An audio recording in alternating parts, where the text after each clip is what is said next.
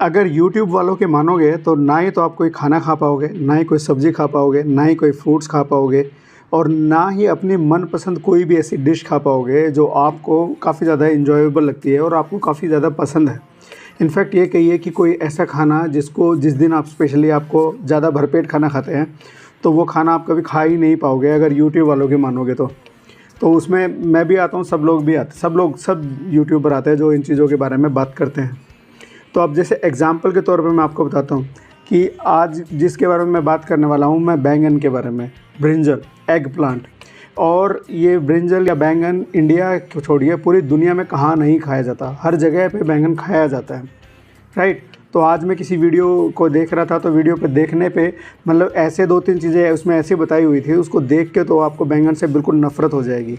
तो मुझे लगा कि इससे पहले नफ़रत हो तो उसके बारे में थोड़ा सा समझते हैं और लोगों को समझाने की कोशिश करते हैं कि बैंगन जो है बहुत ही इंटरेस्टिंग वेजिटेबल है। कैलोरी नाम की चीज़ नहीं होती इसमें, बिल्कुल 0 कैलोरी या के बराबर ही मान लीजिए, बहुत ही लिमिटेड सी कैलोरी होती है।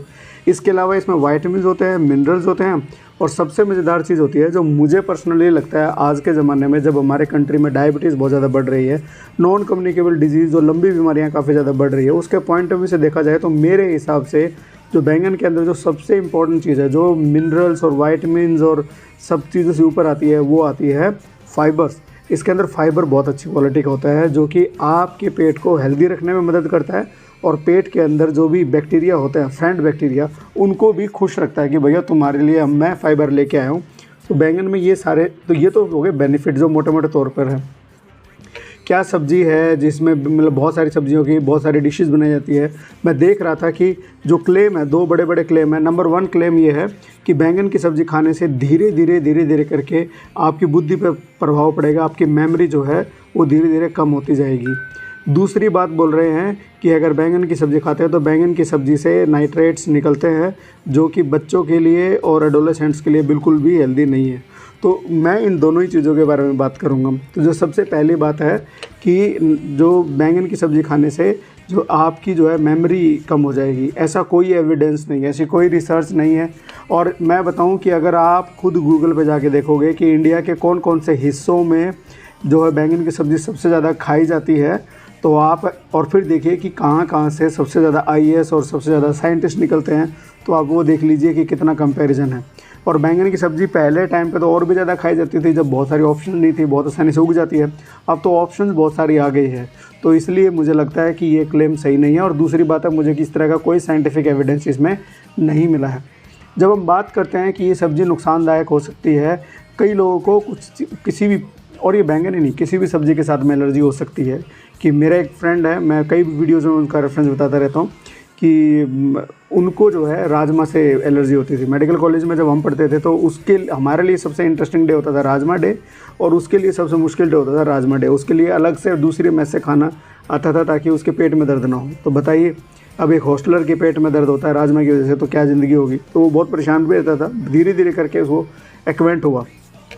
सो बेसिकली खाने से एलर्जी तो आपको किसी भी तरह के खाने से एलर्जी हो सकती है, बट ज़रूरी नहीं है कि वो खाने से सभी को एलर्जी होगी या वो खाना सभी को नुकसान करेगा। तो ये बात समझनी है। तो वो तो किसी भी सब्ज़ी के साथ हो सकती है। अब बैंगन के साथ में जो प्रॉब्लम बताते हैं लोग, वो वाली प्रॉब्लम तो बहुत सारी वेजिटेबल्स के साथ में होती है।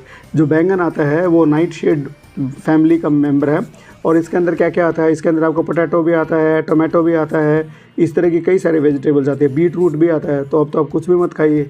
और ये दोनों तीनों चीज़ें तो हमारे रूटीन खाने के हमेशा हिस्से ही होते हैं, इनके बिना तो खाना बनता ही नहीं है, राइट। तो ये बात समझने की कोशिश कीजिए कि अगर किसी भी चीज़ को आप रूटीनली रेगुलरली बहुत ज़्यादा खाते हैं तो दिक्कत वाली बात है। अब मान लीजिए कि मैं मेरे एक कुलीग का एक रेफरेंस मैं बता देता हूँ कि वो जब जिस दिन खाना अच्छा नहीं बनता था तब वो उस दिन अचार बहुत सारा खाता था। तो वो कभी कभी तो अलग बात है, जब वो बहुत फ्रिक्वेंटली खाएगा तो उसको दिक्कत होगी। सो यही बात समझनी है कि एक ही चीज़ आपको लगता है मुझे बहुत अच्छी लगी, जब बहुत ज़्यादा अमाउंट में खाओगे तो धीरे धीरे करके आपको नुकसान करेगी ही करेगी। और वो कोई भी है, बैंगन की सब्ज़ी क्यों, आप चाहे आलू की सब्ज़ी लो, जो सबसे हेल्दी, दुनिया की सबसे हेल्दी सब्ज़ी लगती है, वो भी आपको नुकसान करेगी। हेल्दी के तौर पे आप समझिए, हरे पत्तेदार सब्जियां, हम कहते हैं कि जिसको भी खून की कमी है हरे पत्तेदार सब्जियां खाओ, हरे पत्तेदार सब्जियां खाओ। अगर किसी के दिमाग में बैठ जाए कि हरे पत्तेदार सब्जियां खानी है, खून की कमी को दूर भगाना है, तो रात दिन अब जब भी मौका मिले हरे पत्तेदार सब्जी खाएंगे। तो हरे पत्तेदार सब्जियों में टैनिन्स होते हैं, ऑक्जेलेट्स होते हैं, किडनी स्टोन का रिस्क है, उसके साथ में आपका कैल्शियम नहीं अंदर ऑब्जर्व हो पाएगा, और खुद ऑक्जेलेट भी उसके अंदर जितने सारे हो जाएंगे तो वो उसके अंदर का आयरन भी नहीं ऑब्जर्व हो पाएगा। तो ये बात समझिए कि अगर ज़्यादा चीज़ अमाउंट में कोई खाएंगे तो दिक्कत होगी। एक ये भी है कि कच्ची खाने से भी दस्त लग जाता है। अरे कच्ची खाने से तो बहुत सारी सब्जियों को जो सब्जियां हम पका के खाते हैं, वो हमारे बड़े बुजुर्ग जो बना के पका के खाते हैं वो इसीलिए तो थे कि जो पका के खाते हैं तो दिक्कत नहीं होती है। कच्ची खाओगे तो वैसे ही बहुत सारी सब्जियों में दस्त लग जाएंगे।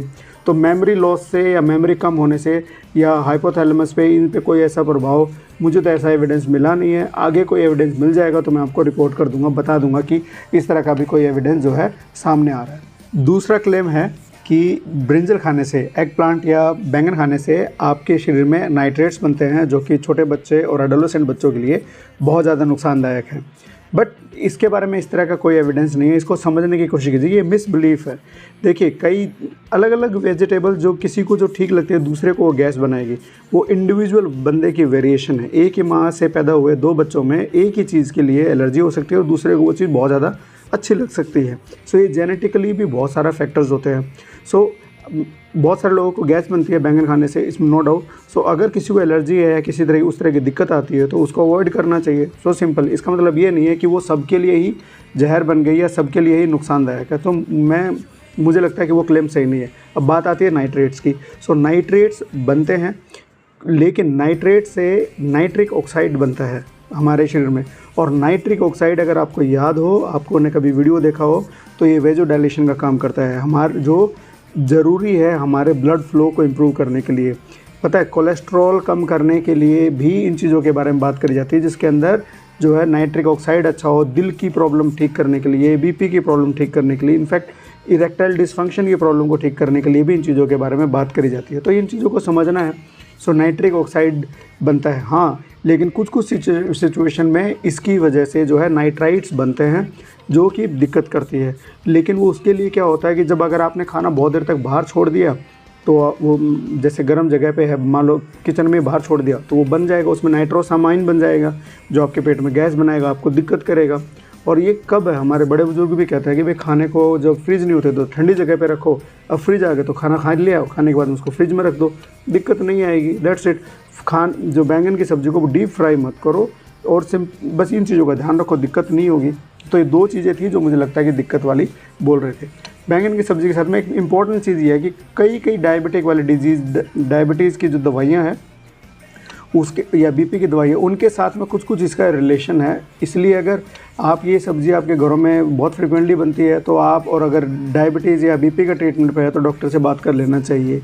बट मुझे ऐसा लगता है कि जितनी भी वेजिटेबल्स हमारे इंडिया में उगती है, जो हम लोग हमारे सब्ज़ी मंडी में या मिलती है, अगर हर हफ्ते एक बार खा ली जाए तो कोई बुराई नहीं है, कोई दिक्कत नहीं है। ओवरडू तो सभी का दिक्कत करेगा, चाहे वो कितनी ही हेल्दी चीज़ हो। तो बस मुझे लगा कि आपको इस बारे में बताया जाए।